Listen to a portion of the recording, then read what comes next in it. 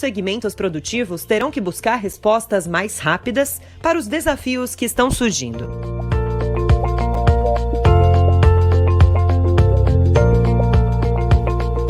As incertezas sobre o futuro tornaram mais necessária a proteção do caixa das empresas e o desenvolvimento de produtos ainda mais competitivos.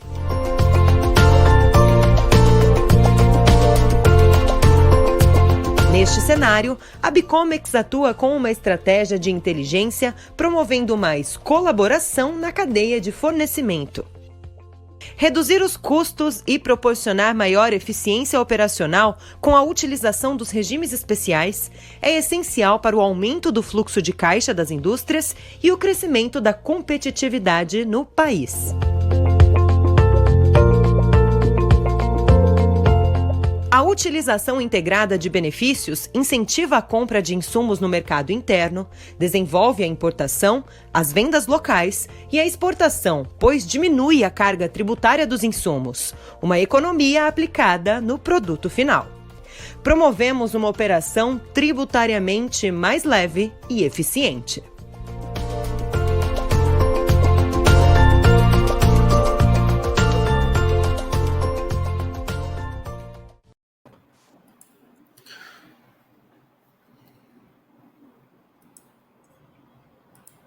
Boa tarde a todos, sejam bem-vindos a mais uma realização do IBF Minas.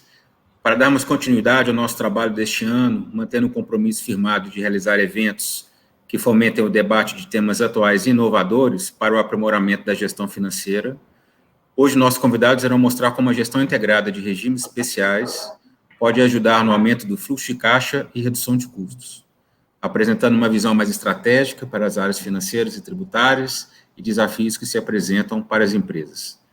Gostaria, agora no princípio, já de agradecer à Bicomex e a todos na realização desse evento. O IBF tem uma característica de sempre mostrar como os finanças e os financistas podem trazer produtividade para dentro da empresa.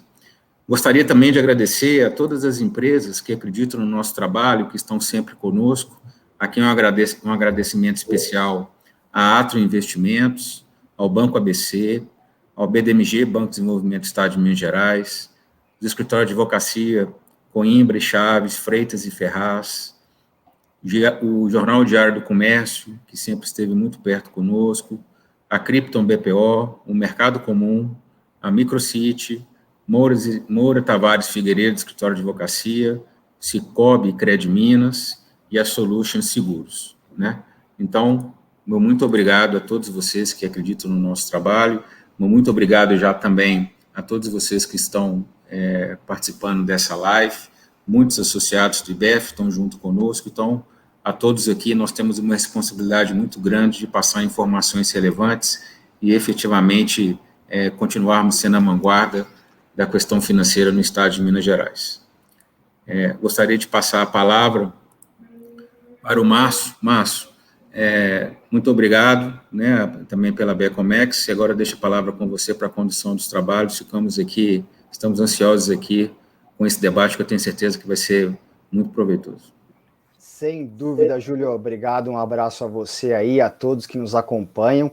Enquanto você prepara o seu copo d'água para essa próxima hora aqui com a gente, nessa excelente discussão, eu vou falar mais um pouquinho do Instituto Brasileiro de Executivos de Finanças, que está em 11 localidades do Brasil, e desde o início dos anos 70, ele aproveita esses grandes temas da economia e das finanças para levantar os melhores debates, e claro, o IBF Minas Gerais é pioneiro em muitos deles, então muito obrigado ao IBF Minas, né, pela realização desse evento, e também a Bicomex, né, uma empresa que une tecnologia e inovação para ajudar os negócios de todos os segmentos para enfrentar os desafios tributários brasileiros, que não são poucos, né? Os desafios tributários brasileiros você conhece, não são poucos. E o número da Bicomex que eu gosto bastante é que ela conseguiu já reduzir custos de 7 bilhões para todo o mercado. Não é pouco, você que está na área das finanças sabe o quanto isso faz diferença para o negócio. Então vamos lá, vamos para a nossa live. O tema da nossa live é inteligência competitiva na área financeira, como a gestão integrada de regimes especiais pode ajudar o aumento de fluxo de caixa e na redução de custos. Com a tela, na tela comigo, presentes Júlio Damião, presidente da diretoria executiva do IBEF, Minas Gerais, e CFO do grupo Prime Holding. Júlio, obrigado, viu? Paulo Paiva, vice-presidente de produtos e consultoria da Ecomex. Paulo, obrigado pela presença também.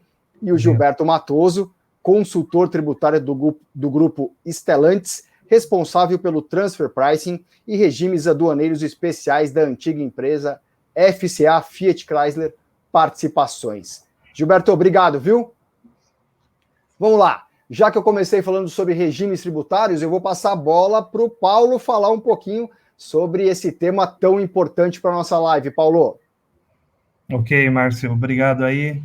Boa noite a todos aí que estão participando conosco desse evento. Então, assim, no início eu já queria contextualizar para vocês o que é inteligência competitiva, né, na área financeira, né? Então, nós sabemos hoje os desafios que se apresentam para os CFOs de todas as empresas, né? O desafio de ter um caixa, né? Como a gente sempre fala, o caixa é o rei nas empresas. Como que a gente preserva cada vez mais e melhora esse fluxo de caixa das companhias, né? Então, e um ponto que a Bicomex vem trabalhando muito fortemente é isso, é o incremento do fluxo de caixa a partir de estratégias integradas. Então, nós vamos ver ao longo dessa live alguns testemunhos, alguns exemplos de como a gente pode melhorar o fluxo de caixa das empresas. Uma outra questão que a gente vai explorar também é essa questão da monetização de créditos, né? Então, essa questão de créditos tributários que hoje nós temos na maioria das empresas, né? Uma grande volume de créditos tributários vindo para dentro dos ativos das empresas, ainda em função do ICMS, do trânsito em julgado de muitos processos que as empresas têm do ICMS na base do PIS e COFINS, né? Então, assim, muito dinheiro vindo para os ativos das empresas, mas se não tivermos estratégias de monetizar esses créditos, nós vamos ter grandes volumes de valores, sendo que a efetividade disso no dia a dia do negócio da empresa, às vezes, é baixa. Então, assim, criar estratégias de monetizar créditos, melhorar fluxo de caixa, reduzir custos sempre, né? Então, essa vai ser a temática da nossa live, com exemplos práticos, né? Então, obrigado novamente ao Gilberto, ao Júlio, pela participação nesse evento, porque temos exemplos muito ricos que nós vamos compartilhar com vocês ao longo da live. Esperamos que possamos instigá-los aos desafios que se apresentam. E nós vamos ver que regimes especiais têm se tornado, no Brasil, estratégias muito mais tributárias do que no passado, né? Então, assim, como que a gente aproveita cada vez mais esse tema? Então, vamos lá, Márcio, vamos iniciar nossa live aí a partir desse contexto, perfeito? Já todos aqui com motores aquecidos já para essa live. Eu já queria começar com o Gilberto, então, e colocar um tema que é tão importante para todos nós, né? Nós que estamos aqui nessa tela e quem está nos acompanhando, que é a vacinação. A vacinação cria uma expectativa tão grande para a abertura da economia, né? Gilberto, como que está o segmento automotivo nessa expectativa de abertura da economia e, obviamente, o que pode mexer com o setor pós-vacinação? Está no mute, eu acho. Tá no mudo. Pronto, resolvido o primeiro problema. Resolvido o problema. Só agradecer o Paulo aí pelo convite, né? Cumprimentar o Júlio, presidente do BF, aí com a missão boa aí com a reforma tributária que está vindo por aí, né? Continua seguindo. O Márcio, esse renomado jornalista. Agradecer o pessoal que escreveu e está participando. Acho que vai ser uma troca de experiência bacana aí, tendo em vista as transformações e adaptações que nós estamos passando, né? Bom, o que vem aí do setor automotivo, né? Todo mundo pensou aí, né? Os governantes, os prefeitos, todo mundo que a pandemia terminaria no segundo semestre, né? Tanto que teve um aquecimento forte da economia no segundo semestre, mas ela retomou aí, forte aí no final do ano passado e vem nos afetando duramente aí durante esse primeiro trimestre. Mas o mercado de automóveis, ele apresentou relativamente um resultado, né, positivamente, né, tendo em vista essa continuidade da pandemia e a gente não ter ainda um ritmo de vacinação esperado aí, que era bem mais rápido, né? Então, nós tivemos aí, de janeiro a março, uma redução, comparado com o primeiro trimestre de 2020, de 5,4% só. Eu acho um índice, né, com a continuidade da pandemia. Nós emplacamos aí 558 mil veículos em 2020 e 527 mil veículos no primeiro trimestre de 2021. E podemos citar aí alguma coisa, tendo em vista também que em 2020, janeiro e fevereiro, a gente não se falava em pandemia, né? O mercado parou mesmo, foi março, abril, né? Vindo retomar um pouco aí as empresas se adaptando, as concessionárias aí com vendas online a partir de maio, né? Mas aí, o que espera a gente aí, algumas barreiras aí para o segundo trimestre, né? O que pode vir a afetar aí são desvalorização cambial, né? A volta da inflação e consequente elevação dos juros que afeta diretamente o setor de veículos, né? Os financiamentos ajudam a elevar a venda de veículos, e como se não bastasse ainda, né, essas paradas de produção, né, principalmente do item aí dos semicondutores, que vem faltando a nível mundial, né, tem obrigado a algumas paradas de fábricas. Outro problema que vem surgindo aí é a falta de borracha, pneus, né, fabricantes com problemas aí de atender a nossa demanda. Resumindo aí, tivemos um trimestre relativamente bom, com demanda aquecida, né, comparando com o mesmo trimestre do ano anterior, com a piora significativa, né, com relação ao trimestre que andou em 2020, de 22%. Normalmente, a gente já tem uma queda, né, no final do ano, para o primeiro trimestre, em função de feriado, carnavais, que é em torno de 15%. Nós estamos com a queda aí de 22,8%. Mas o segundo trimestre, com certeza a gente deve ter uma melhora, porque o segundo trimestre, com relação a 2020 foi um segundo trimestre muito ruim, com paradas de produção, redução de carga horárias, né, com os incentivos do governo. E a esperança é começar essa vacinação acelerar, e segundo semestre a expectativa é de um bom aquecimento do setor automotivo, né? O nosso problema hoje é atender a produção, porque nós temos, por exemplo, né, a nova estrada que foi lançada, nós estamos com fila de espera aí em torno de 2 meses, né?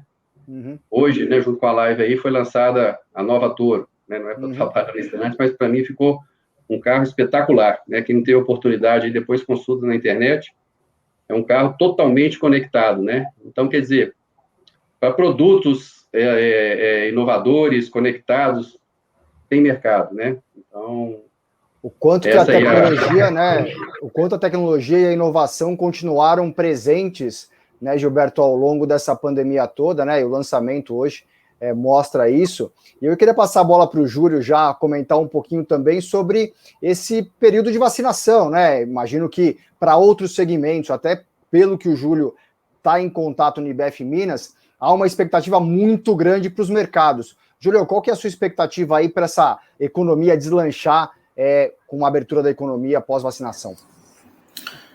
Obrigado pela pergunta. A gente tem que fazer 2 análises aqui. A primeira foi divulgado agora no começo do ano o PIB dos últimos 10 anos do Brasil, né? Então, nós tivemos em 10 anos o pior PIB da década. Ele cresceu de 2011 a 2020 só 0,3%.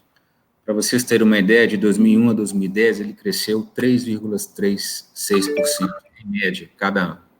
Se você for olhar o crescimento, o PIB per capita, o brasileiro ficou mais pobre. De 2011 a 2020, ele decresceu 0,6%, enquanto que de 2001 a 2010, 2,4%. Por que eu estou trazendo esses dados aqui para análise?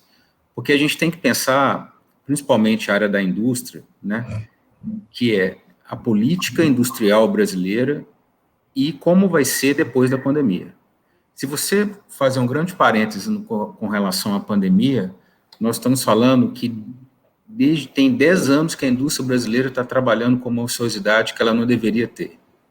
Se a gente for fazer um grande parêntese com relação ao Covid, a gente está falando que o Brasil e o resto do mundo perdeu muito em tecnologia, que nós tomamos uma decisão muito errada de levar tecnologia, de não investir em tecnologia, principalmente no Brasil, e a indústria automotiva é uma indústria basicamente de tecnologia. Acabou de lançar a Toro 2022, aliás, ela é linda, eu vi a foto aqui, e imagina a quantidade de tecnologia que tem dentro daquele carro, né?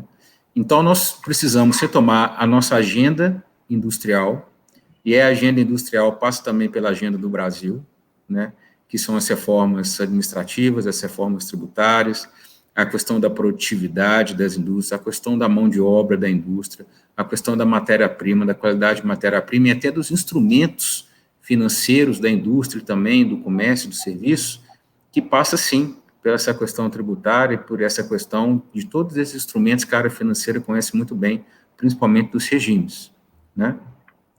E então nós temos uma política industrial que, na nossa visão, ainda precisa ser muito mais aprofundada. Por exemplo, o Japão fez um fundo de 2 trilhões de dólares, convidando as empresas japonesas que estão na China a retornarem para o Japão, né?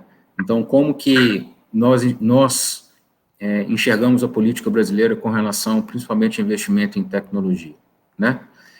E um grande parênteses tirando esse parênteses, com relação ao pós-Covid, né? A gente sabe que o mercado decaiu muito, a indústria, ela decaiu muito, né? Porque ela não teve muita demanda. Algumas indústrias pontuais conseguiram crescer, algumas empresas conseguiram fazer bem o dever de casa e vão sair da pandemia maior do que entraram, né?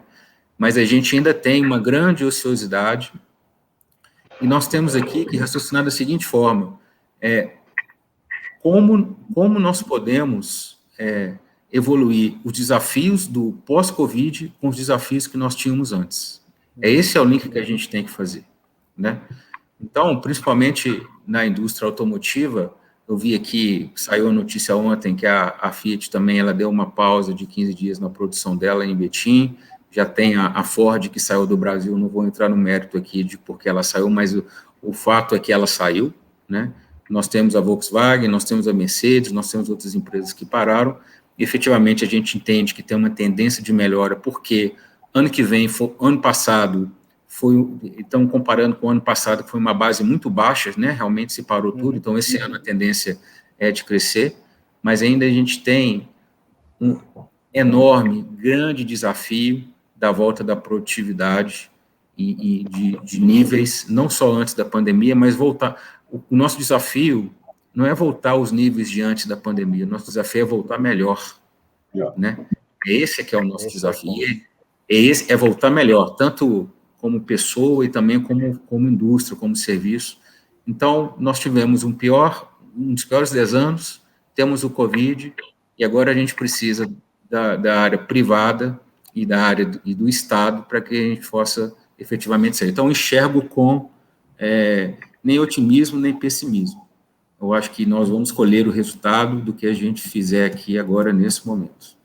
Júlio, é a chance que a gente tem, obviamente, de fazer uma próxima década melhor, né? Não mais uma década perdida, como você colocou muito bem, que aconteceu aqui no Brasil, embora todos os esforços do setor privado, né, tenham sido colocados nesse período todo. Só quero lembrar quem está assistindo, primeiro, compartilhar esse vídeo é sempre muito bom para chamar mais gente para acompanhar esse debate. Então, você é parte bastante importante nesse compartilhamento do vídeo. E se você clicar também para curtir esse vídeo, a gente vai subindo ali nos top trends do YouTube e vai aparecendo para mais gente também. Além disso, o canal de perguntas aqui embaixo nos comentários está aberto. A gente está esperando a sua pergunta. Temos 3 super especialistas aqui para responder o que você quiser perguntar para a gente, tá bom? Estou acompanhando aqui e tenho certeza que você tem perguntas muito boas e inteligentes para eu passar para a turma aqui. Paulo, o Júlio falou uma palavra interessante, que foi desafios tecnológicos, e que as empresas, né, o setor automotivo, claro, mas todos os segmentos, porque a B-Comics trabalha com todos os segmentos, tem de se preparar para esses desafios tecnológicos que estão por vir. Assim, né, a tecnologia hoje já não se pensa hoje em qualquer negócio onde a tecnologia não esteja no seu dia a dia, né? Então, assim, é fato, e nós, até por ser uma empresa de consultoria, esse braço de tecnologia para nós é extremamente relevante.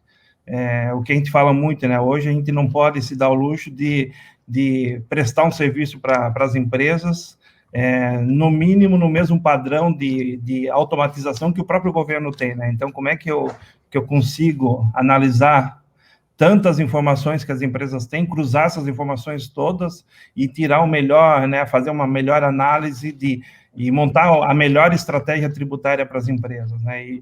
E um ponto que o Júlio comentou e o que eu queria reforçar também, que passa por tecnologia, mas também passa por definirmos, né, Márcio, estratégias integradas aí que possam endereçar essas dores do nosso momento, né? Então, a pandemia, com essa questão da baixa de volumes de produção, com a queda da demanda, né? Então, assim, o que aconteceu muito com as nossas empresas, né?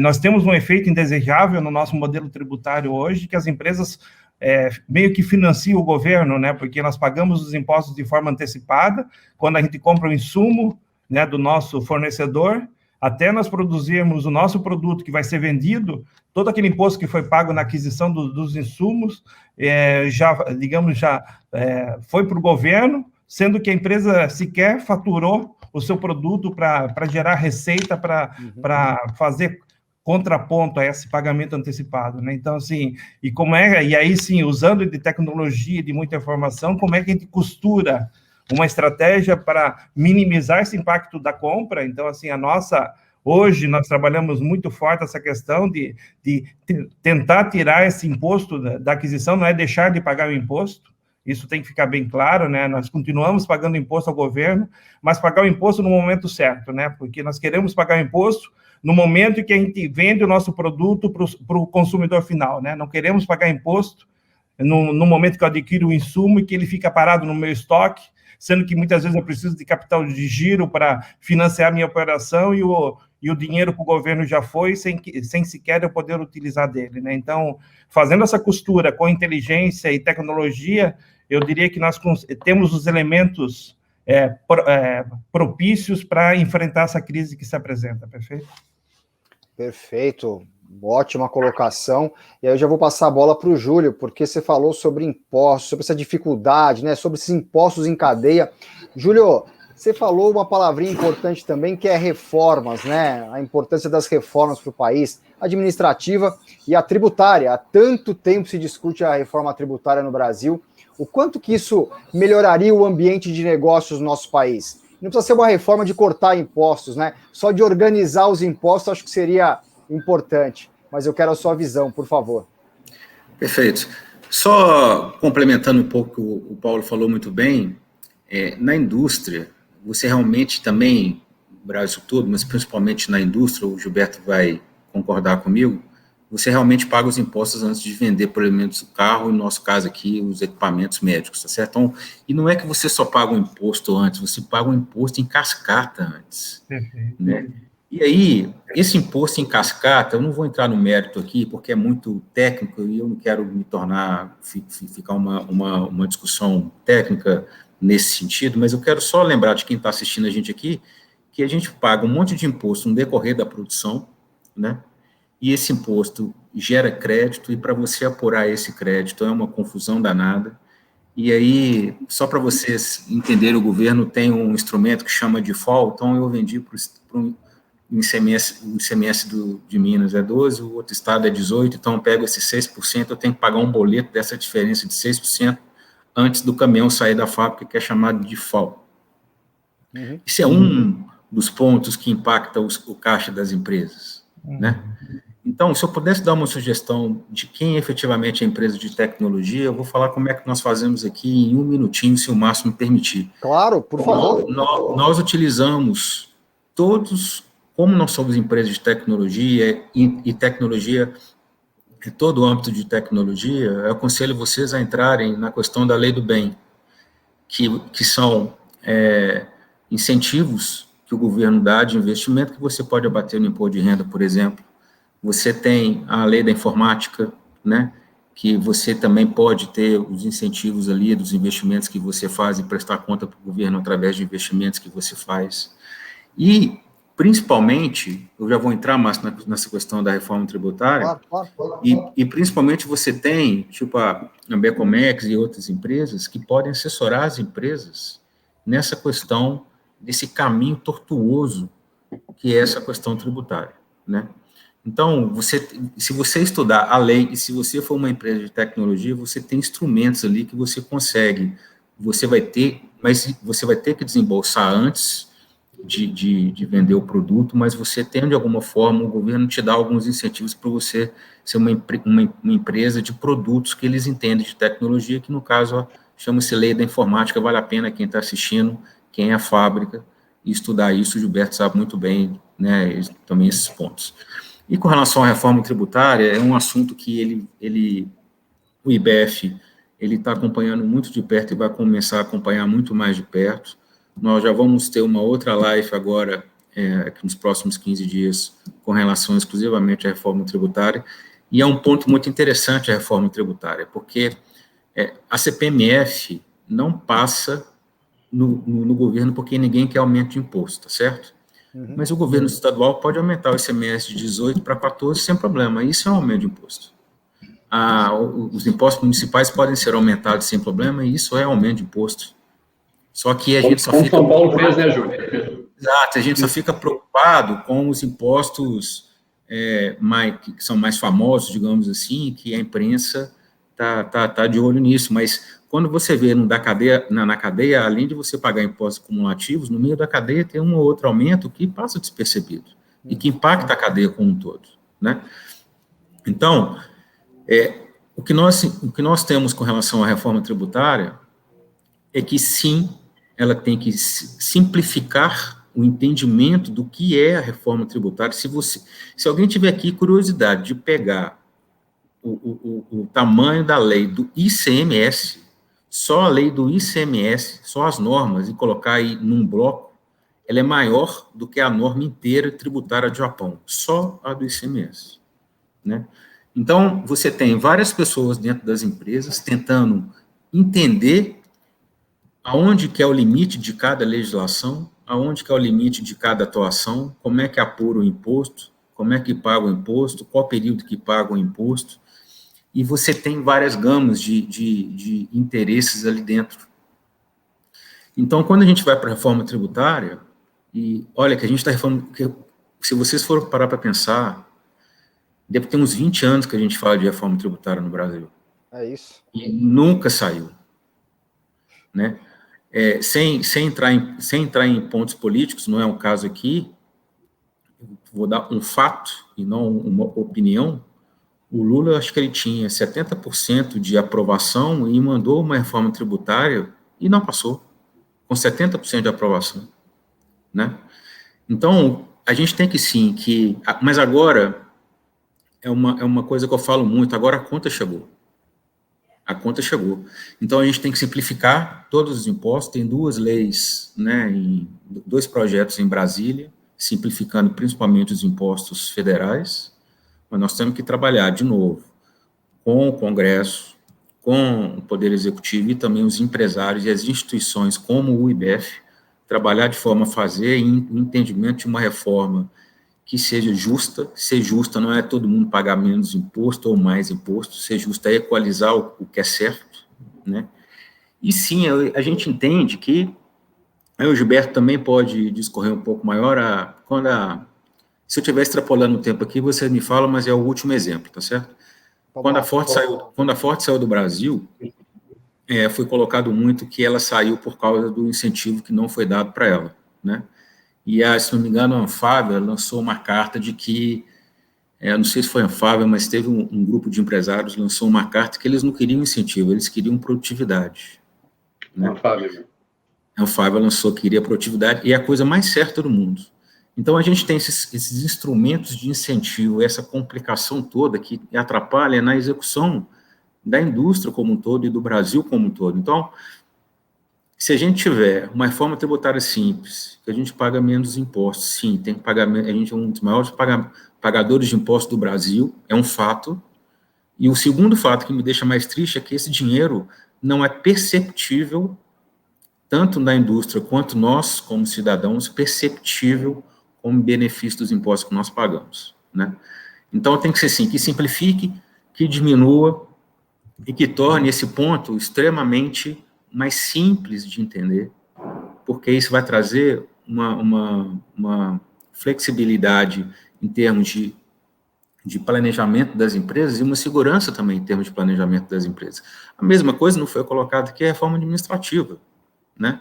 Até que ponto? Também chegou a conta, chegou o momento da gente responder a seguinte pergunta: qual é o tamanho do Estado, efetivamente, que nós queremos para o Brasil, que realmente pode trazer retorno, né? E as duas estão ligadas, né, Júlio? As duas estão ligadas, claro, né? Porque quanto mais imposto você paga, né, mais, né, você tem que sustentar essa máquina pública pesada que a gente tem no Brasil, né? E para passar a bola para o Gilberto...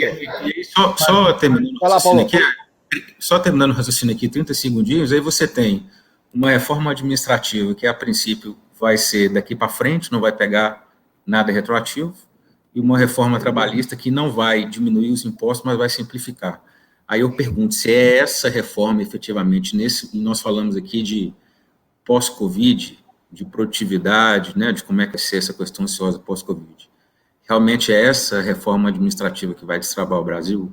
É isso, efetivamente, que a gente precisa responder. Eu só queria fazer uma ponte aí, Márcio, em relação à fala do Júlio. E, assim, né, eu acho que eu não tenho muita expectativa de que, efetivamente, né, entendo as reformas que estão em andamento, acho que ainda não vamos ter uma efetividade, eu acho que a simplificação até vai ocorrer, mas redução mesmo de custos ou de, né, redução de impostos, é fato que isso não vai, num curto espaço de tempo, não tem espaço para redução de imposto, infelizmente, no Brasil ainda, né, pelo déficit que nós temos. Agora, um ponto é o seguinte, né, o que nós, enquanto executivos, empresários, podemos fazer independente das reformas, né? Eu acho que tem muito para ser feito, e é essa provocação que eu acho que a gente vem fazendo nas nossas discussões, o que nós, enquanto podemos fazer com o que temos aí hoje, né? Então, assim, nós temos que aprender e aproveitar, digamos, as oportunidades né, e o que está disponível, que tem muita coisa disponível, entende, Márcio, para ser feito. Depois o Gilberto vai discorrer um pouquinho do que eles fizeram, né?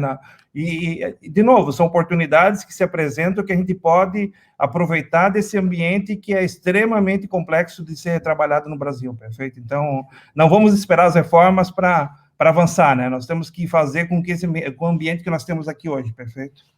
Claro, e acho que esse é o ponto que é mais esperado do Gilberto, né? Ele sente na pele tudo isso, né? Ali, né? O Grupo Stellantis está entre os maiores, uma ótima cadeia, um segmento produtivo do Brasil, e sente na pele tudo isso diariamente, né? Então, eu queria saber do Gilberto, óbvio, comentar tudo que a gente comentou aqui, mas se é possível, né, esses elos da cadeia se unirem para aproveitar os regimes especiais, por exemplo, se faz sentido essa cooperação para aproveitar os regimes especiais que estão disponíveis aí para serem usados.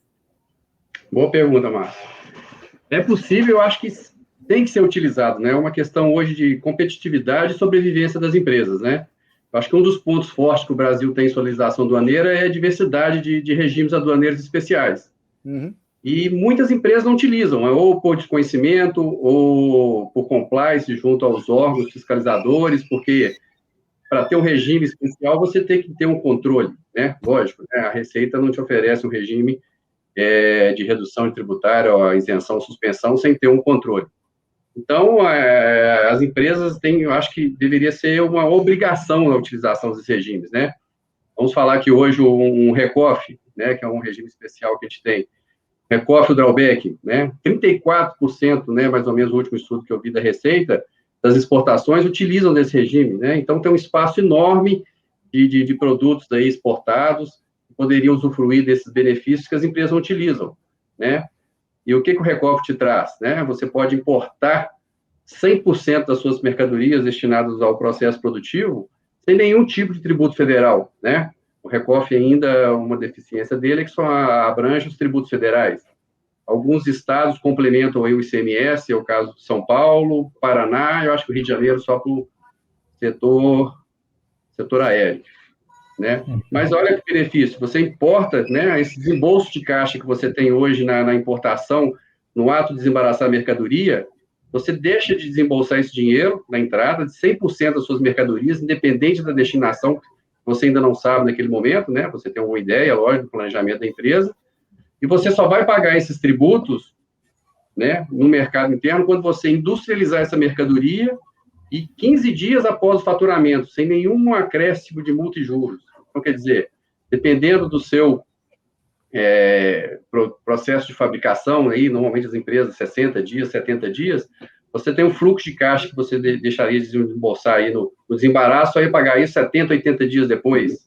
Isso dá um reforço no caixa da empresa, ainda mais no momento desse, pandemia, que as empresas estão com o caixa reduzido, incrível, né? E aquelas mercadorias que você importou sem pagar tributo, que foram industrializadas e exportadas, você só mostra esse controle para o governo e você não paga os tributos, né? Então, muitos tributos hoje, você tem uma economia enorme do II nessa cadeia, que é um custo, o IPI e o PIS e COFINS, que são tributos recuperáveis, você tem um ganho de fluxo de caixa aí, entre o pagamento que você teria feito no desembaraço e o pagamento que você vai fazer no 15º dia útil pós-faturamento, né? É lógico que para esse regime você tem um controle que o governo hoje já facilitou muito, que chama o Recoff SPED, né? As empresas hoje que fazem o bloco K ou têm suas obrigações tributárias que preenchem o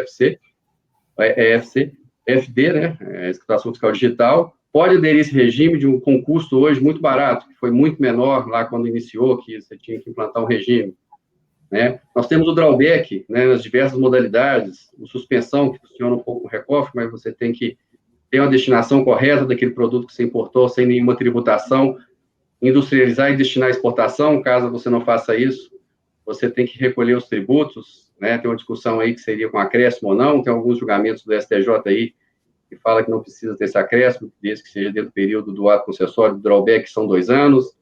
Ex-tarifário, você pode reduzir a alíquota aí do imposto de importação, desde que você não tenha um similar nacional, ou mesmo que o mercado nacional não tenha capacidade para te atender. Você demonstra isso para o governo, ele reduz a sua alíquota do ex-tarifário. O setor automotivo varia de 14% a 18% do imposto de importação, que é um imposto que não é recuperável, né? Custo, reduzir isso a uma alíquota de 2%, é uma geração de caixa também para a empresa. Né? As certificações de origem que a gente tem entre os países do Mercosul, né? Os acordos que tem os países, quiseram uma alíquota também de importação, desde que se demonstre que você tem grande participação nacional na fabricação desses produtos, né? No caso da Argentina, se você comprovar que você tem 50% de componente nacional, tem com o México também, tem esses acordos. Um outro regime também, que é um regime mais aduaneiro, né, que não é muito fiscal, é o operador econômico autorizado, né? Isso permite você ter uma visibilidade de qual tempo que sua mercadoria vai transitar no porto. Você tem 99% de canal verde quando você é habilitado no operador econômico autorizado, né?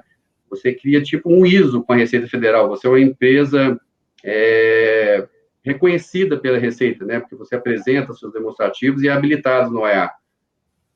Então, isso também gera uma economia, tendo em vista que você pode fazer uma redução dos seus estoques, que você vai ter uma previsibilidade de chegada das suas mercadorias.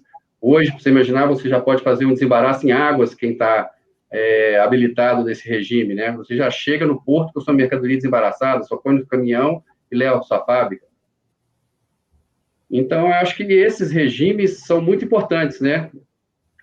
O drawback também, um intermediário, que você pega a sua primeira cadeia de fornecedores, então, quer dizer, o seu fornecedor também pode importar mercadorias que vão ser fornecidas para você, que você usa no seu processo produtivo para exportar, ele vai poder importar seu imposto de importação, né? Diferente também, muita pessoa, esses regimes só servem para importação. Não, hoje nós temos o Recoff nacional, o drawback integrado, que abrange também aquisição no mercado interno, né? Você pode comprar as mercadorias sem pagar os tributos, né? Muitas empresas utilizam que estão com acúmulo de crédito, principalmente PIS/COFINS, tendo em vista que esses impostos que você deixa de pagar no mercado interno é uma economia financeira. E você pode usar também hoje nós temos um trabalho que a gente faz junto com a B-Comics, do drawback mercado interno, que vincula as importações. O que a gente pega? A gente pega as mercadorias compradas no mercado interno, tributadas, que foram usadas no processo produtivo, e junto com a legislação do drawback hoje, que tem a similaridade, a gente consegue aumentar a quantidade de mercadorias importadas que são similares a essas mercadorias adquiridas no mercado interno. né? E com isso, o drawback que você só pode vincular aquilo que você importou e foi exportado, você pode aumentar com aquilo que você comprou no mercado interno, exportou e identifica uma mercadoria similar no importado, aumentando com isso o fluxo do seu drawback de quantidade de mercadorias. Então, acho que esses regimes especiais têm que ser usados, né? Acho que é essencial para a sobrevivência das empresas, além de aumentar o nível de compliance da empresa, porque tudo isso depende de um controle, né? Você tem que saber o que você vai nacionalizar, o que não. Então, é tecnologia, né? Tecnologia para esse controle, né, Gilberto? E aí eu queria aproveitar, então, esses ganchos todos que você deixou aqui. Paulo, eu fiquei pensando aqui, com tantos exemplos que o Gilberto colocou, qual seria o regime tributário ideal para o Brasil, se é que isso existe, seja para governo, seja para as empresas? Teria um regime, né, ideal para o Brasil? Você enxerga algum? Uhum.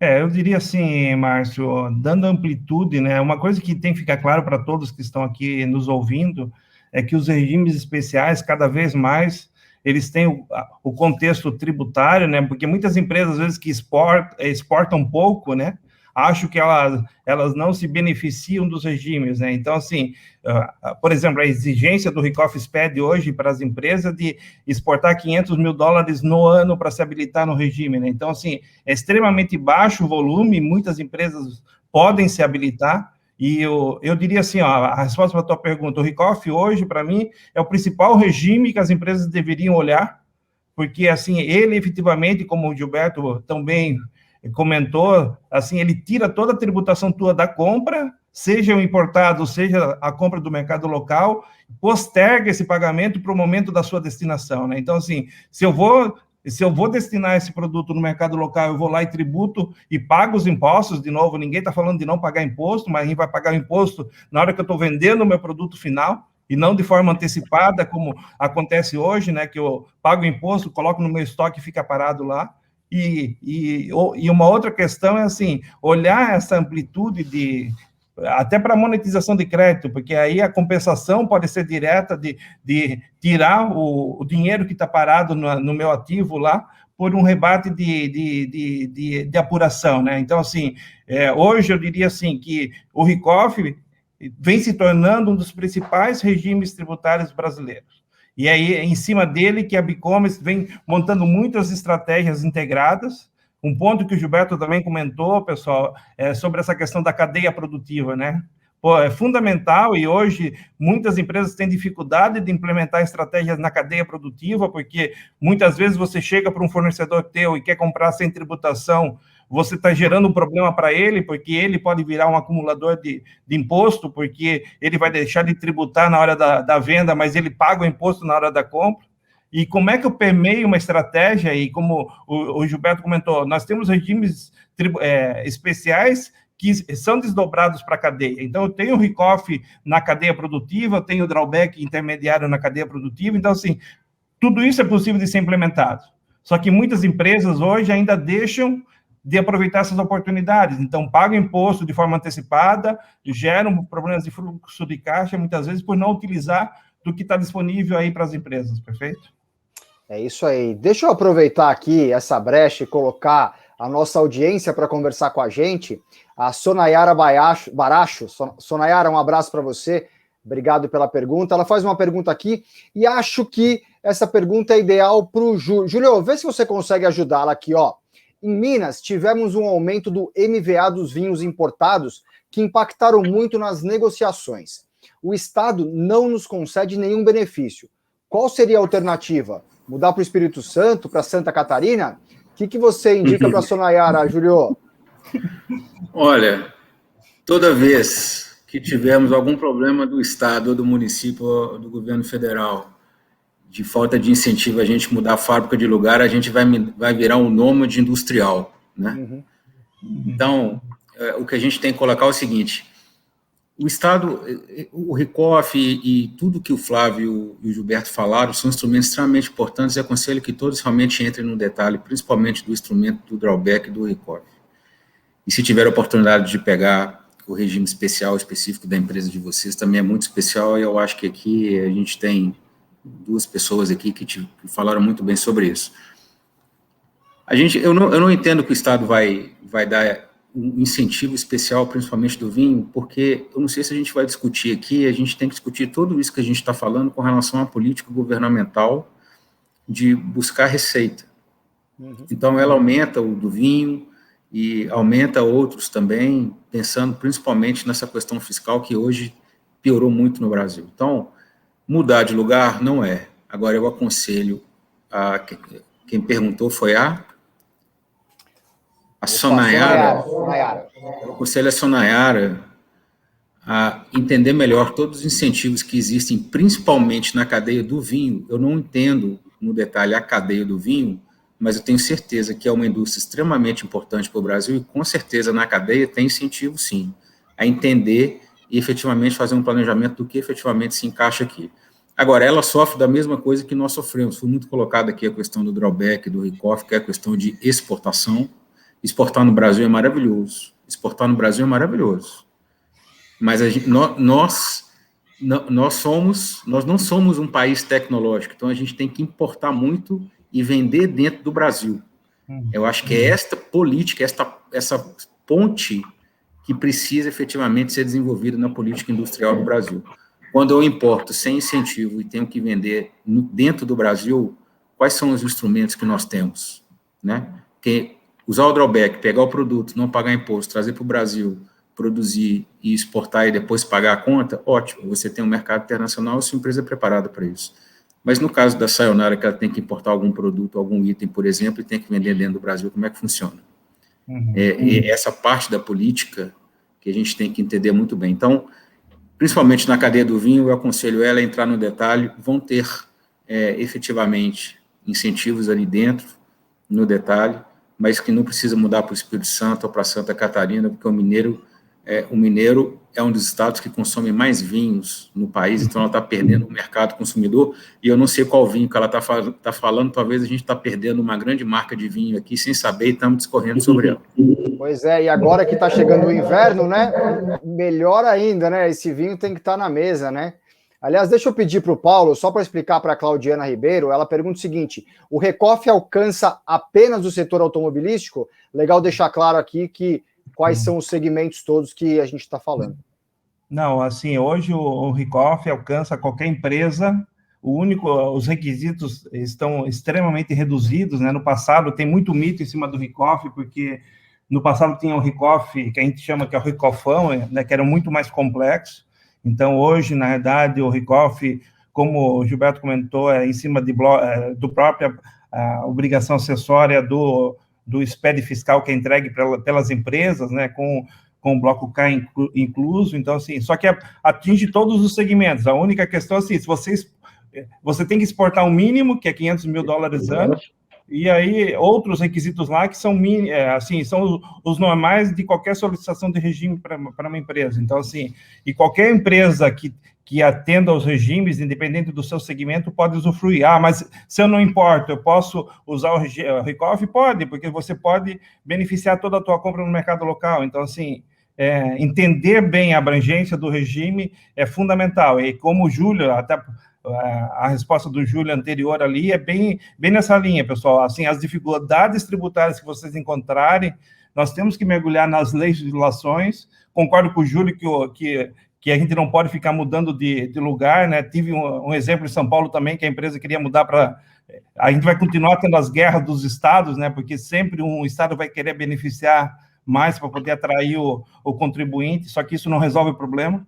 Então, na verdade, a gente só fica empurrando. Então, assim, a gente tem que achar as alternativas. E eu diria assim, conversar, entender o que está disponível para cada segmento e empresa, é o melhor caminho para a gente achar as alternativas.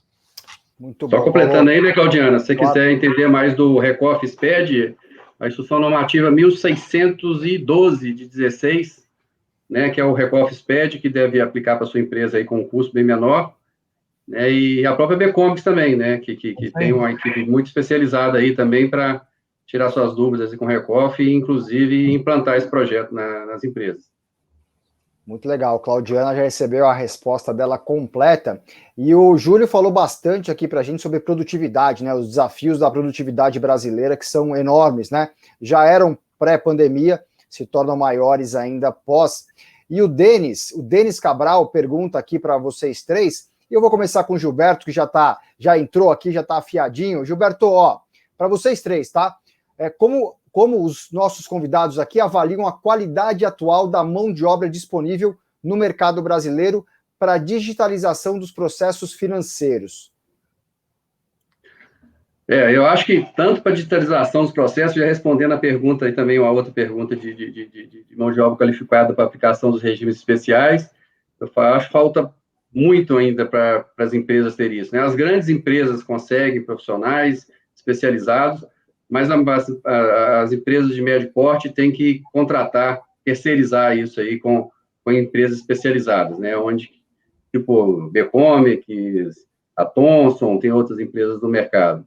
Então, eu acho que hoje nós estamos num processo de desenvolvimento de profissionais, mas estão muito longe ainda de atingir o espaço ideal para as empresas terem profissionais aí. Precisamos treinar essa turma, e como eu mesmo disse, né, muitas empresas não utilizam os regimes, né, ou por desconhecimento, ou mesmo por não ter um controle, né, de modo que possa atender os requisitos aí dos órgãos anuentes.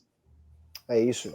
Júlio, eu quero ver você também, né? Até o Denis faz a pergunta ali dessa digitalização dos processos, a mão de obra, ele complementa também qual a ideia, né, que seria aumentar o número de empresas utilizando os regimes existentes, o que fazer para não faltar mão de obra qualificada. As duas perguntas complementares, o Júlio e depois o Paulo complementa também, por favor. Uhum. Olha, especificamente a mão de obra da área tributária, ela é extremamente escassa. Você treinar mesmo o analista fiscal ou um tributarista, um coordenador tributário que entenda efetivamente, primeiro o seu segmento, que entenda todos os instrumentos e que possa transformar isso em produtividade e oportunidade dentro da empresa, esse profissional é muito raro. E quando ele é encontrado, ele tem que ser muito bem valorizado pelas empresas. Então, e não é uma coisa que se ensina na academia, nas universidades. Ninguém vai ensinar na academia lei do bem, Ricoff, drawback, regime especial, sabe? As pessoas saem da universidade, da academia, sem saber essas coisas no detalhe. Então, isso vem com a experiência, com a maturidade. Então, realmente, se você quer montar uma empresa, uma estrutura tributária, você vai ter que selecionar muito. E aí que vem o papel da Becomics, né? Que é empresas especializadas que conseguem já, com a experiência que elas têm, já passar oportunidades que você demoraria muito tempo se você tivesse que montar uma equipe e ter uma pessoa especializada. Mas eu acredito que mesmo com as auditorias, é importante as empresas terem pessoas qualificadas dentro da empresa, por mais demorado que aconteça, porque uma ou duas oportunidades fiscais que você tem ali, é muito dinheiro que a gente está falando, de você pagar, não deixar de pagar imposto, mas deixar de pagar depois que você recebe do cliente, e isso no caixa, né? Um dos grandes livros que eu já li, o caixa é o rei, né? Então, realmente, o caixa é o rei, a gente tem que tratar muito bem, né? Então, eu entendo dessa forma. E a outra pergunta, Márcio, eu entendi, é sobre a questão da mão de obra como um todo, é isso? É isso aí. Dos dois lados, isso aí. Eu faço a seguinte pergunta para vocês, quem está escutando aqui, vocês aqui, o seguinte: você tem uma vaga mais trabalhada, que você vai pagar 5, 6, 7 mil, até 15 mil reais, e você não consegue encontrar pessoas. Você não consegue encontrar. Seja na área comercial, seja na área administrativa, na área de produção. Aqui a gente, né, especificamente aqui a gente está falando de mão de obra, aqui lembrei aqui da questão da transformação digital. Falta no Brasil, que é um dos pontos que os impostos não se transformam em benefício para a sociedade, falta uma educação de qualidade que realmente prepara as pessoas, não para o que elas já aprenderam, para que elas enxergarem o que elas devem aprender e pegar o conhecimento passado e fazer o link com o futuro. Aí eu dou um exemplo agora da pergunta da transformação digital. A gente tem, na área financeira, a gente tem o RPA, que é a transformação robótica, você pega os processos e otimiza. Então, você tinha 3 pessoas para fazer relatório, aí você tem um sistema que faz o relatório para você. Você tem hoje inteligência artificial, Hoje eu estava conversando com uma reunião com o banco aqui, que está financiando os equipamentos aqui para os clientes. O fechamento do financiamento é através da reconhecimento facial no sistema. Então, o cliente compra o equipamento, tudo direitinho, ele assina, e digitalmente ele manda uma foto para esse banco que está fazendo isso, e a foto dele, na inteligência artificial, já vai saber se aquela pessoa, com aquela reconhecimento facial, o CPF e os dados são realmente daquela pessoa. Olha o nível que nós chegamos. A gente está falando de iCloud, né? A gente está falando de um monte de instrumento financeiro, a gente está falando até dessa questão tributária. Quantos sistemas existem hoje que podem fazer uma análise compartilhada da análise tributária? Nós estamos falando do score do cliente, estatística, se aquele cliente compra bem, se não compra bem, se eu vou vender para ele, o sistema já me dá uma trava, um limite, né? E é uma coisa que eu tenho colocado muito no mestrado, que a transformação digital da área financeira, a gente pode estender um pouco para a transformação digital na sociedade através da indústria 4.0, é um tema que a gente não discute, é um tema que a gente não fala, a gente acha que o PIX é normal e é uma revolução que está acontecendo, que aconteceu, e as pessoas, efetivamente, que não prestarem atenção nessas tendências que estão acontecendo, elas vão ser pegas de surpresa muito rapidamente, muito rapidamente. Então, a transformação digital e a transformação financeira, junto com essa assessoria especializada que a Becomex pode fazer, integrado a essa falta de mão de obra, traz um desafio muito grande a nós gestores. E aí a gente tem que entender muito bem qual o caminho que a empresa tem que tomar. E o tempo de aprender, ele diminuiu muito, agora a gente tem que tomar decisões cada vez mais certas. A inteligência artificial trouxe isso para a gente, agora a gente tem que aprender a ler isso tudo e ver uma tendência de futuro que realmente seja promissora, mas é um desafio enorme e que me preocupa muito. Desafio enorme para quem está chegando no mercado. E aí, Paulo, você também, eu quero a sua opinião aí sobre essa mão de obra toda.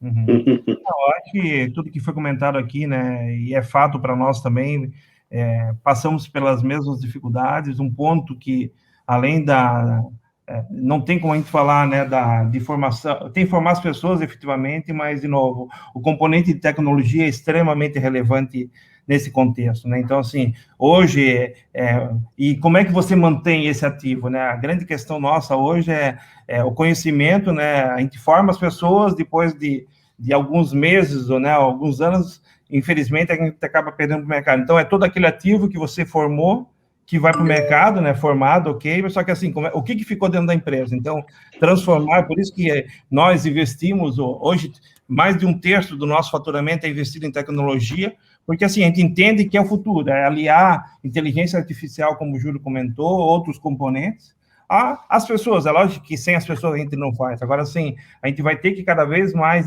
entender, por isso que as empresas têm dificuldade de manter os profissionais, né, muitas vezes, porque para nós, enquanto consultoria, eu posso ter uma equipe maior, porque assim, eu atendo várias empresas. Agora, como é que uma empresa isoladamente vai ter um grande especialista em regimes tributários? Não vai achar, assim, é difícil, né? E quando acha, é muito caro para manter. Então, assim, essas são as limitações que a gente vive. Acho que cada vez o tema tributário também no mercado não gera atrativo, né? Você fala de área tributária, fiscal, o pessoal corre, né? Porque a grande maioria não quer saber desses temas, né? Por achar que é complexo e é mesmo. Então, sim, o cara tem que ter um dom, é meio que para trabalhar na área tributária, até financeira, né? Tem que ter realmente a aptidão para isso. Então, assim, mas assim, de qualquer forma, acho que temos esses desafios, aproximar das instituições de ensino. Eu acredito muito também que formar, né, trazer os profissionais mais prontos para o mercado, são caminhos que nós temos adotado também, de tentar cada vez mais chegar próximo das empresas e tentar das universidades, né, para que elas também entreguem para o mercado profissionais um pouco mais prontos, para que a gente não tenha que formar do zero, que são os caminhos, porque fora isso, infelizmente, os desafios, assim, são muitos, perfeito? Perfeito. E olha só, Júlio, hoje é 22 de abril, né? Quase os primeiros 4 meses do ano já se foram, e o orçamento público quase não foi aprovado para 2021. Eu fico imaginando a dor de cabeça que um executivo financeiro tem esperando essas decisões do governo para saber como ficam sua área fiscal, tributária, aduaneira, o quanto que essa demora na aprovação de um orçamento atrapalha vocês, executivos, a pensar em um ano? Bom, demora o nosso planejamento, né?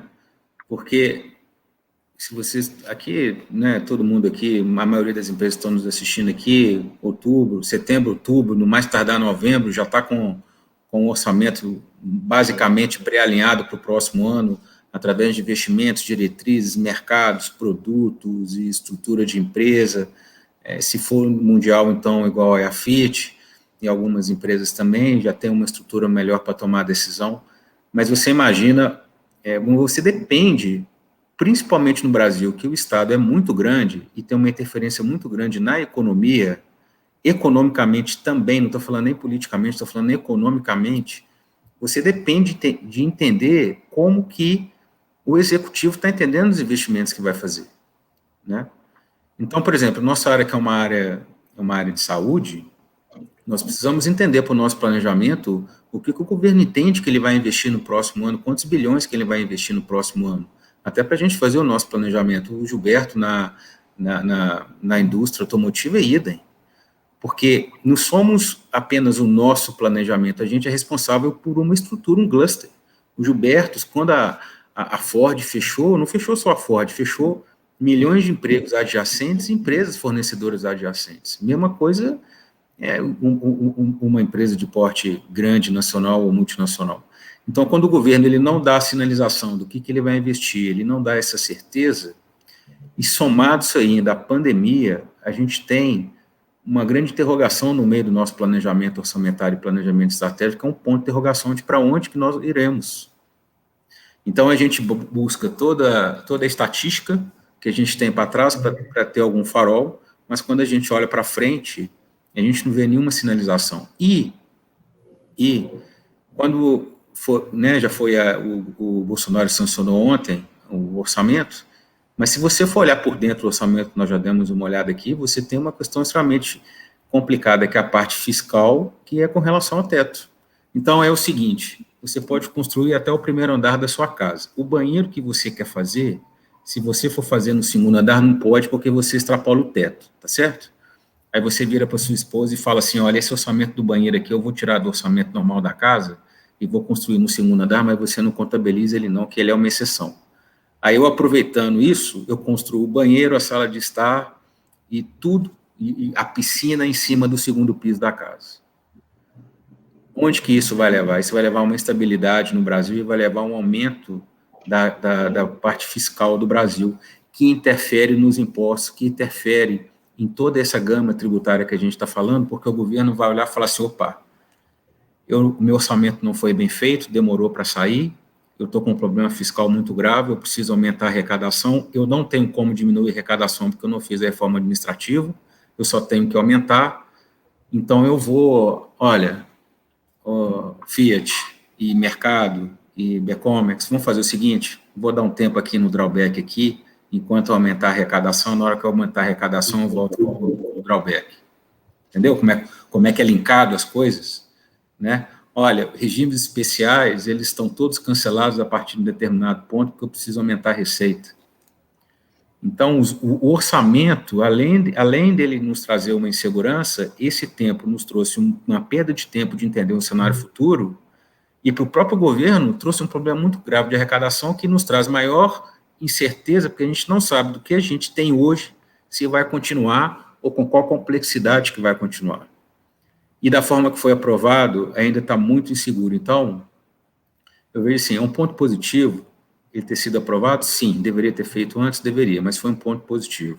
Agora, nós temos que pegar esse orçamento e entender os impactos que eles vão ter, principalmente para o segundo semestre, porque ano que vem a gente tem um outro impacto, além do econômico, que são as eleições, que no Brasil, eleições presidenciais costumam ser piores do que as crises econômicas em determinado momento. Então, a gente tem vamos colocar o seguinte, 2020, 21, 22 e 23 vão ser anos de grande aprendizado e que se as empresas efetivamente fazerem o dever de casa através de assessorias corretas, aqui eu coloco a Becomex e outros pontos que elas podem sair melhor.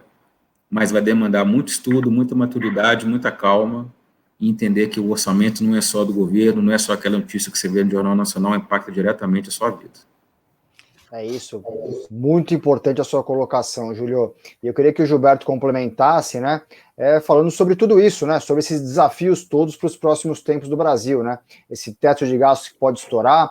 O Gilberto colocou lá no começo sobre a pressão inflacionária, né, o quanto que essa pressão inflacionária pode chegar aí nos produtos, né, e hoje também com esse dólar médio a 5,50, muitos economistas fazendo a conta que já deve ter menos pressão nos preços, o que vai melhorar a situação aí para o brasileiro, né? Então, eu queria que o Gilberto fizesse um pouquinho a visão da empresa, da indústria, de uma multinacional, como que ele enxerga tudo isso aí, esses problemas no Brasil.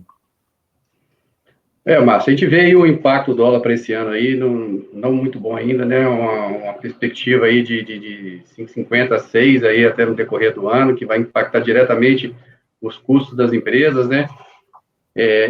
A preocupação grande hoje é com relação à falta de matéria-prima, né, isso vai afetar diretamente a produção, né, nós temos uma demanda reprimida aí, não é por falta, né, só para dar um exemplo aqui, a Fiat lançou aí mil unidades da Compass, essas 1.000 unidades foram vendidas em 48 horas, então quer dizer, a gente tem comprador, né, mas esses impactos inflacionários, juros altos, o pessoal para de financiar, né, a perspectiva do dólar não é boa para esse ano ainda, e isso afeta diretamente a nossa cadeia produtiva, e a gente, dessa forma, não consegue atender aquela perspectiva que a gente coloca nos nossos budgets, né?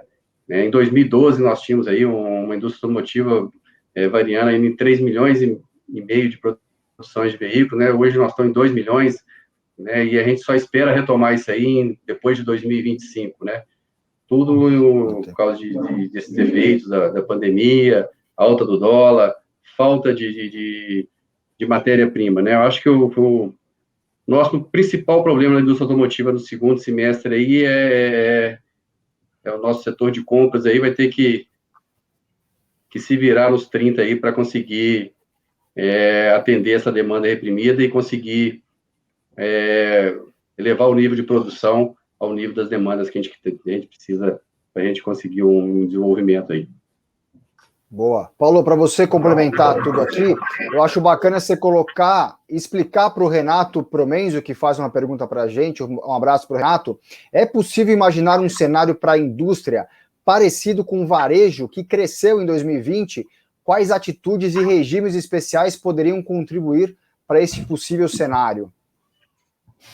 Assim, aparentemente, né, pelo que a gente ouve aí da fala do Gilberto, de novo, demanda para muitas empresas existe, né? Nós temos as dificuldades do ponto de vista de aquisição, né, de insumos que estão faltando, tem segmentos que estão limitados a isso, não tem muito milagre para... Agora, sim, acredito sim que existe espaço, não sei se para crescer nos patamares do que foi colocado em relação ao varejo, mas assim... Que existe oportunidades, isso eu não tenho dúvida. O ponto é como é que a gente pode orquestrar da melhor forma esses desafios que nós temos, né, equilibrar esses pratos que se colocam, integrar cada vez essa cadeia. Assim, um ponto que eu queria reforçar aqui, pessoal, é a necessidade que a gente tem de trabalhar a nossa cadeia produtiva. Muitas empresas têm que ajudar o seu fornecedor a vir com ele, né, com ela, em termos dos desafios que se apresentam. Então, assim, o grande tem que ajudar o pequeno, isso a Fiat é especialista nisso, né, tudo que ela ajuda a cadeia no sentido de trazer junto o fornecedor nas estratégias que ela quer implementar. Então, assim, muitos regimes especiais vão ser ampliados ou maximizados a partir do momento que a gente começa a entrar nessa cadeia e trabalhar da melhor forma possível, de forma colaborativa, que nós falamos. Então, assim, isso tem espaço. Hoje a Bicomex é líder em fazer projetos de colaboração na cadeia, porque um tem que ajudar o outro, não é um, né, tentando forçar para que o outro venha gerando um problema e que inviabilize o negócio do seu fornecedor. Então, ainda não pode pensar numa cadeia sustentável dessa forma, mas, assim, cada vez mais, trabalhando colaboração, integração, né, para que a gente consiga atingir esses objetivos, mas que existem oportunidades para crescimento, eu não tenho dúvida. É só trabalharmos e utilizarmos das ferramentas que nós temos disponíveis. Muito legal. Márcio, só complementando aí um pouco a resposta aí. Ô, Gregory, falando aí do drawback de serviço, nós já levamos essa ideia do governo através da Anfavea há vários anos, aí, pelo menos há uns 5 anos, e sempre voltamos a bater nessa tecla aí, né, de implantar o drawback para serviços, né?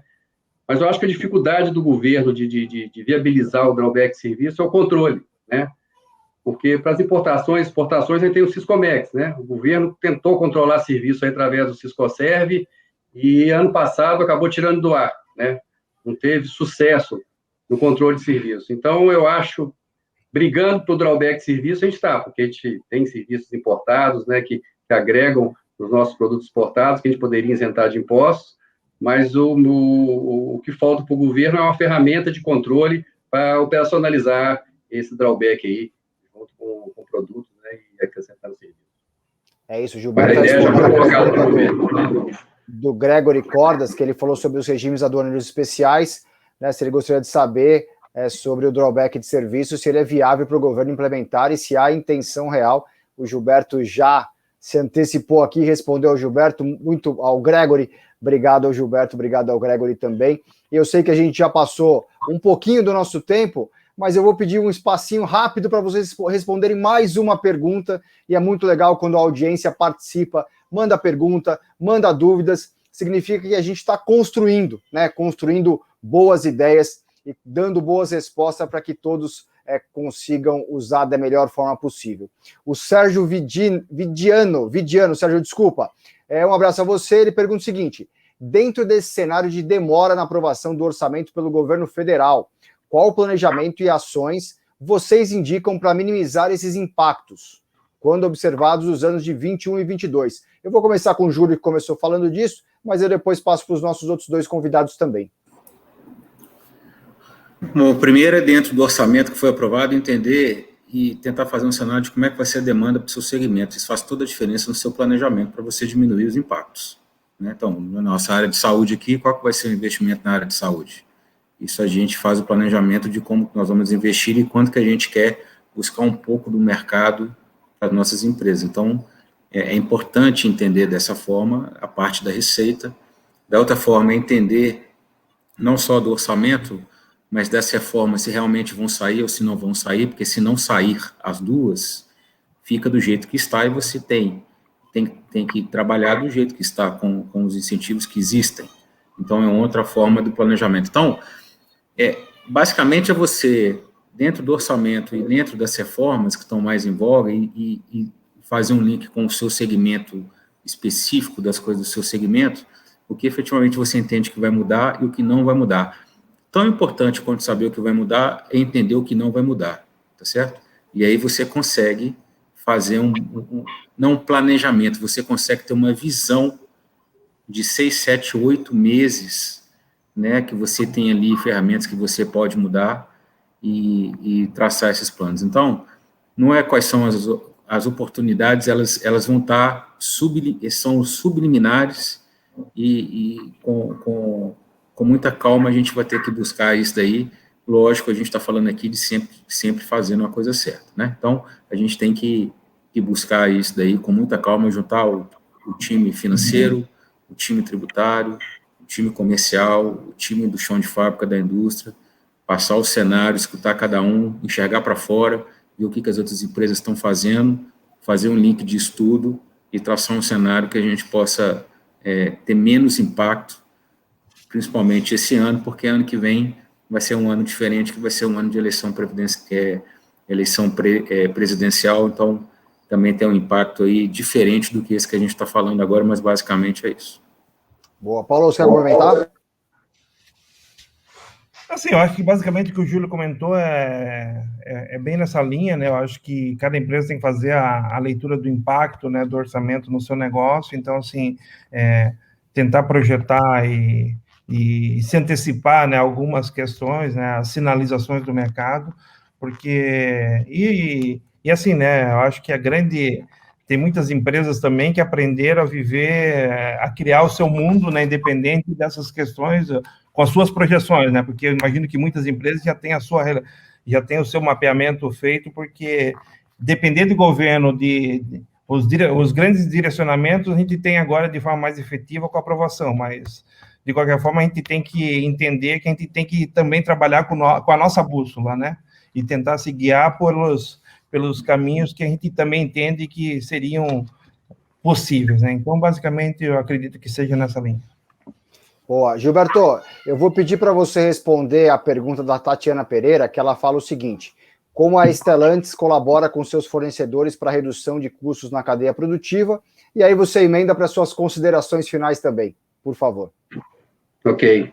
Tatiana, o que a gente tem usado muito hoje para reduzir o custo na cadeia produtiva é o drawback intermediário, né? O que a gente pega? O fornecedor, né, ele usa muito as importações, produtos que vende para a Stellantis, que aplica nos seus veículos, motores que são exportados. Com essa união da Stellantis com o fornecedor, né, essa exportação da Stellantis com a importação do fornecedor, a gente consegue usar um regime especial chamado de drawback intermediário, né? Com isso, a gente consegue que o fornecedor reduza sua carga tributária na importação, não pagando nenhum tributo federal daqueles produtos que ele importou e que foram incorporados a um veículo exportado, e com isso a gente consegue uma redução significativa no custo da cadeia produtiva aí. Boa, e suas considerações finais também? Obrigado, viu? Obrigado. Com relação ao orçamento aí, a gente faz sempre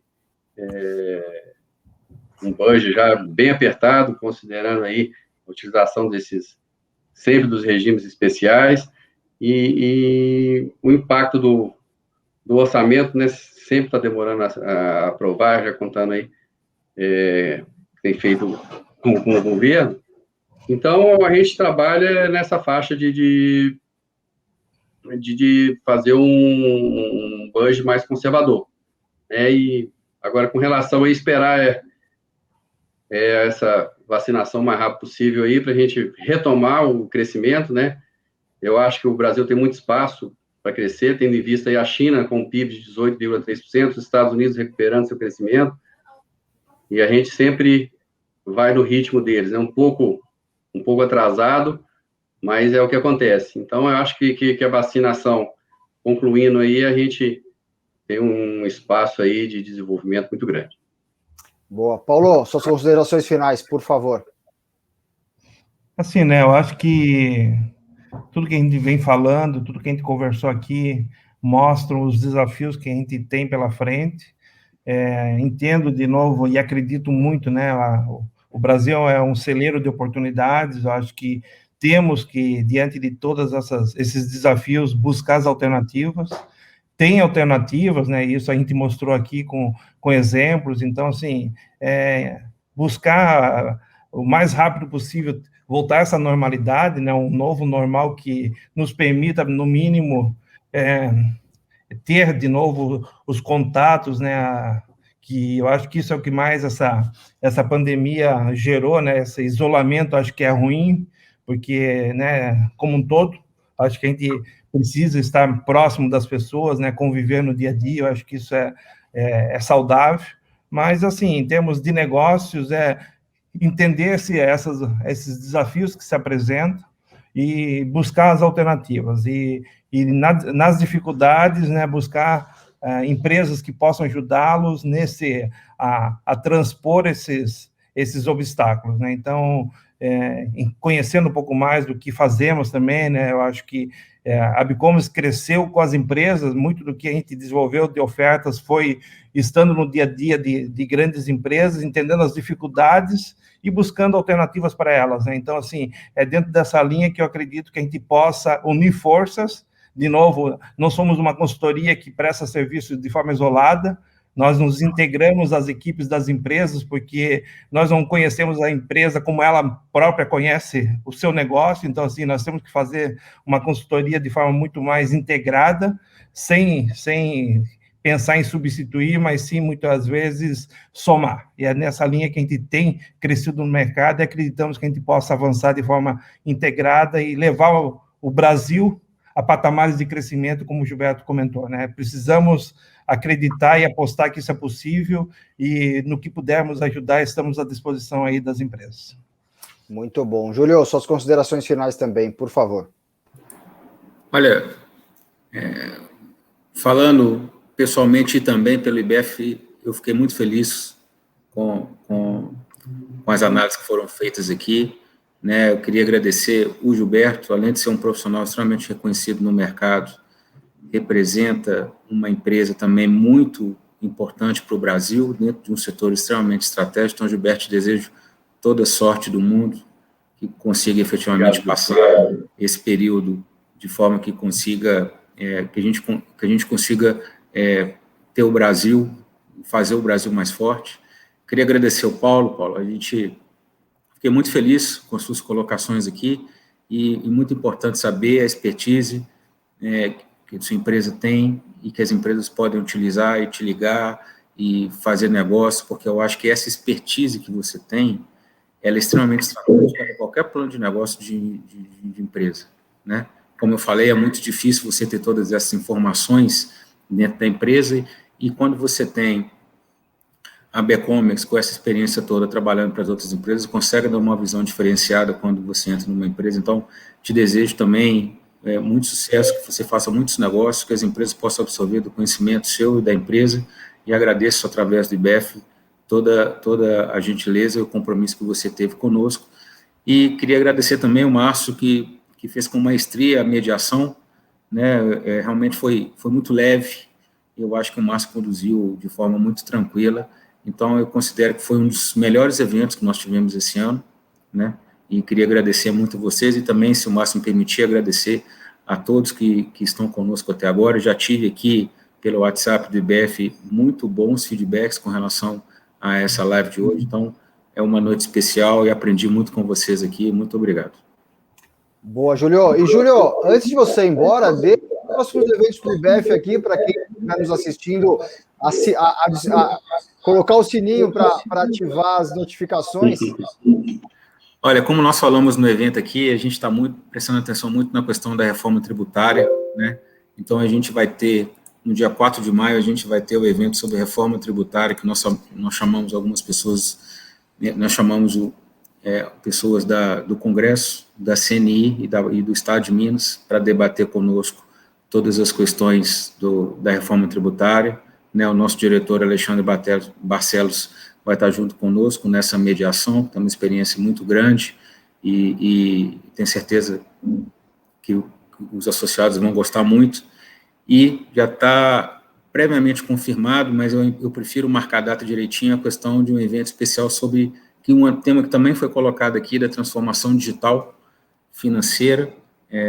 Então, é um tema que também a gente vai debater no detalhe, aí a gente vai ter uma outra empresa junto conosco, no caso aqui é a Deloitte, vai estar junto conosco, e previamente vai acontecer no dia 19 do 5, ela vai acontecer essa live. Então, né, já temos essas duas agendadas, e dependendo da tendência, porque agora você não consegue fazer mais um planejamento de agenda anual, mudou muita coisa, dependendo de como as coisas vão acontecendo, os temas vão surgindo, alguns temas, reforma tributária é um tema que sempre vai estar em pauta, mas alguns temas vão surgindo, principalmente da transformação digital, que a gente vai fazer nos eventos. Então, a gente tem esses dois programados. Quem está nos assistindo aqui, entrar nas redes sociais do IBF, vai estar lá, é amplamente divulgado, e convido vocês também a participar, porque como noites como essas que nós tivemos agora, são eventos que a gente aprende muito, né? Então, são esses dois eventos que a gente está fazendo. Isso é muito legal, Júlio. Quase 1h30 se passaram e a gente está aqui conversando ainda com muito assunto, o que gera um convite para quem está nos assistindo até agora. Primeiro, um abraço, obrigado por você estar nos acompanhando até agora. Entrar no IBF, entrar na Becomex e saber mais sobre tudo que a gente conversou aqui, que esse é o mais importante. Eu também agradeço ao Júlio, agradeço ao Gilberto, agradeço ao Paiva. Essa live super especial que a gente fez aqui, e concordo com todos eles. A gente colocou muito conteúdo legal para você aprender mais, né, e se inteirar sobre os principais assuntos, sobre esse desafio tributário que tem no Brasil. É isso. Um abraço e até a próxima. Um abraço. Use regimes especiais. Com as mudanças no panorama econômico mundial, todos os segmentos produtivos terão que buscar respostas mais rápidas para os desafios que estão surgindo.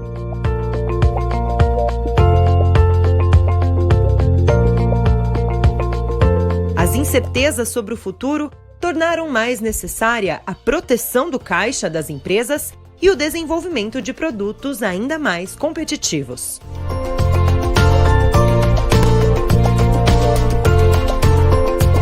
Neste cenário, a Bicomex atua com uma estratégia de inteligência promovendo mais colaboração na cadeia de fornecimento. Reduzir os custos e proporcionar maior eficiência operacional com a utilização dos regimes especiais é essencial para o aumento do fluxo de caixa das indústrias e o crescimento da competitividade no país.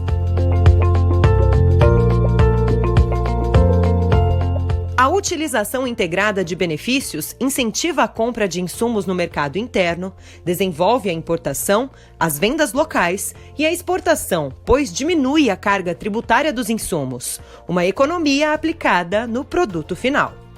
Promovemos uma operação tributariamente mais leve e eficiente.